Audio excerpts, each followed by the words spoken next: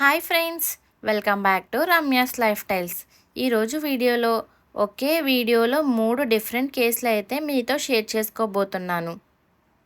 ఆ 3 కేసులు ఏంటి అనేది తెలుసుకునే ముందు అందరూ నా ఛానల్ని అయితే సబ్స్క్రైబ్ చేసుకోండి ప్లీజ్.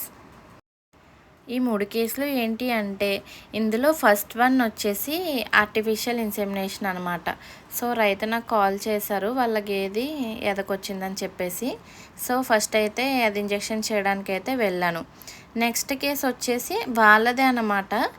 అది పెయ్య, అది కూడా తీగిలేస్తుందంట. సో అది కూడా చెక్ చేయడానికి, యాక్చువల్లీ అది కూడా ఆర్టిఫిషియల్ ఇన్సెమినేషన్ కేసే, కానీ దాని గర్భం అయితే అసలు ఎదగలేదు. సో అందుకనేసి చెప్పేసి యూడీజీ కేసు కోసం మీకు చెప్తాను. నెక్స్ట్ కేసు వచ్చేసి ఒక చిన్న దూడ అనమాట, పుట్టి ఒక 5 రోజులు అలా అవుతుంది. దానికి ఒంట్లో బాగాలేదనమాట. సో అది కూడా చేశాను, అది కూడా మీకైతే చూపించబోతున్నాను. మన ఫస్ట్ కేసు వచ్చేసి ఆర్టిఫిషియల్ ఇన్సెమినేషన్ అనమాట. సో ఎదకొచ్చింది యానిమల్. సో దానికైతే నేను ట్రీట్మెంట్ చేయడానికైతే వెళ్ళాను. ఇది వచ్చేసి ఆల్రెడీ ముందు ఇంజెక్షన్ అయితే చేయించారు, కానీ మళ్ళీ అయితే ఎదకొచ్చేసింది అనమాట.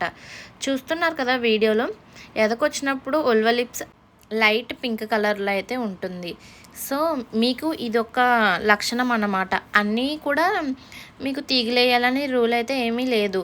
సో కొన్ని రకాల లక్షణాలు అయితే చూపిస్తాయి. సో అందులో ఇదొకటి అనమాట. ఈ యానిమల్ వచ్చి తీగలు అయితే వేయదు, కరిమ అయితే ఉబ్బు ఉంటుంది, నెక్స్ట్ అరుస్తూ ఉంటుంది అనమాట. సో పాలు కూడా తగ్గిపోతాయంట. సో అలా అయితే ఆయన ఎదకొచ్చిందని చెప్పేసి నాకు కాల్ చేశారనమాట. నేను కూడా చెక్ చేశాను. ఇదైతే చూడదైతే కాదు, మా ఎదలోనే ఉంది. ఆల్రెడీ ముందు ఒక ఇంజెక్షన్ అయితే చేయించారంట. సో అదైతే కట్టలేదు. మళ్ళీ అయితే నేను చేయడానికి వెళ్ళాను. యాక్చువల్గా ఇంజెక్షన్ చేసినప్పుడు కట్టకపోతే దానికి చాలా రకమైన కారణాలు ఉంటాయి. ఒక కారణమే బేస్ చేసుకుని అయితే ఉండవు, చాలా రకాలు ఉంటాయి అన్నమాట. ఎగ్జాంపుల్ చెప్పాలంటే మేత సరిగ్గా మేపడకపోవడం వల్ల, హార్మోన్స్ సరిగ్గా రిలీజ్ అవ్వకపోవడం వల్ల, రైతు సరిగ్గా చూసుకోకపోవడం వల్ల, నెక్స్ట్ వచ్చి అంతర్పరాన్న జీవుల వల్ల, బాహ్యపరాన్న జీవుల వల్ల కూడా కట్టకపోయే అవకాశం ఉంటుంది అనమాట. ఎందుకంటే అవే మొత్తం బ్లడ్ అంతా పీల్చేసుకుంటాయి. సో ఇంకా దానికి దూడని పెట్టే అంత ఓపిక ఇంకెక్కడ ఉంటుంది. సో అందుకనేసి అవి కూడా చూసుకోవాలి. నెక్స్ట్ వచ్చేసి పాముల మందు పెద్దవాటికే చిన్నవాటికే వేస్తారు అందరూని, కానీ పెద్దవాటికి కూడా వేసుకోవాలి. డీవార్మింగ్ అనేది సకాలంలో వేయడం వల్ల యానిమల్స్ కట్టే అవకాశం అయితే ఎక్కువ ఉంటుంది.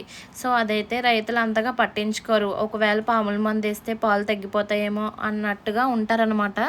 సో అలా అయితే ఏమి ఉండదు.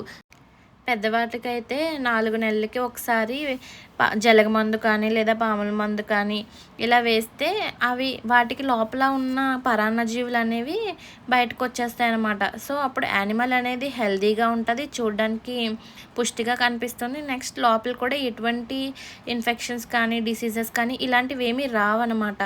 యానిమల్ అప్పుడు సకాలంలో ఎద కూడా కడుతుంది. సో మనం చేయడం అనేది ఒకటే మెయిన్ పాయింట్గా చూసుకోకూడదు, యానిమల్ కండిషన్ కూడా మనం చూసుకోవాలి. నెక్స్ట్ వచ్చేసి ఎద కాలం అన్నమాట.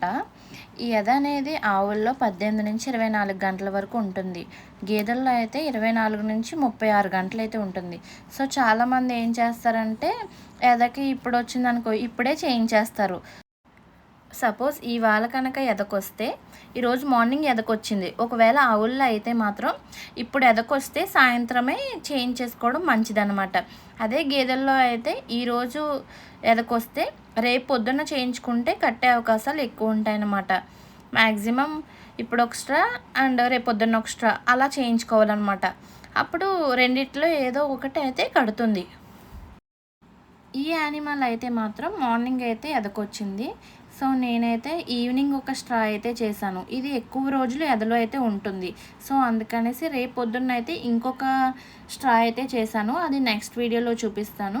సో ఇలా దీనికైతే డన్ చేశాను. నెక్స్ట్ ఇంకో కేసు కోసం మాట్లాడాలి కదా, సో సమయం అయితే లేదు, అందుకని సెకండ్ కేసుకి అయితే నేను చెప్తాను. ఇప్పుడు సెకండ్ కేసు వచ్చేసి ఇప్పుడు వీడియోలో చెక్ చేస్తున్న యానిమల్ అనమాట.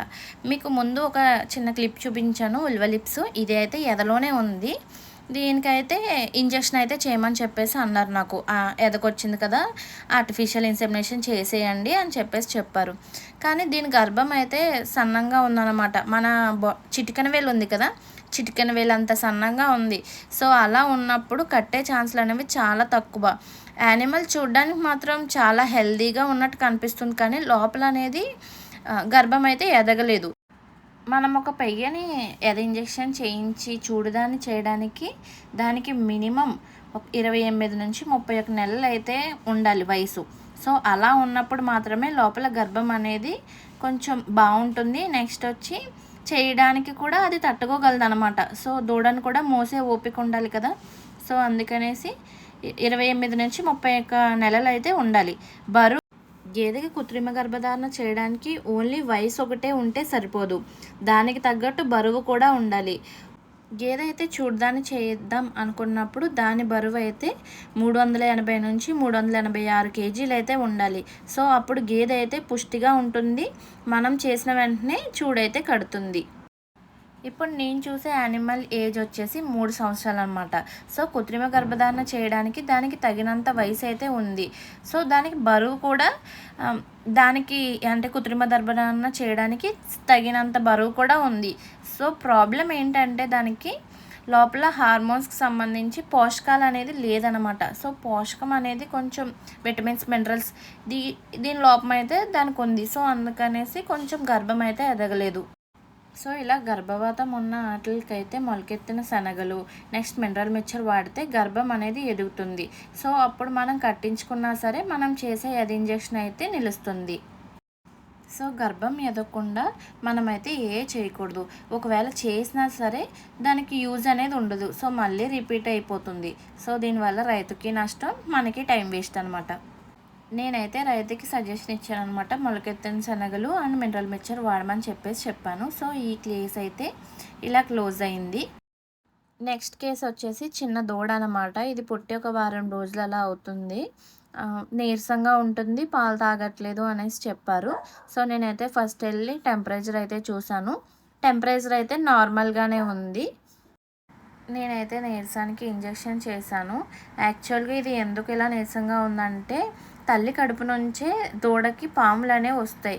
సో చాలామంది ఏం చేస్తారంటే 1-2 నెలలు అయినంత వరకు కూడా పాముల మందు అయితే వేయరు. పుట్టిన 7 రోజులకే పాముల మందు అనేది వేసుకోవాలి.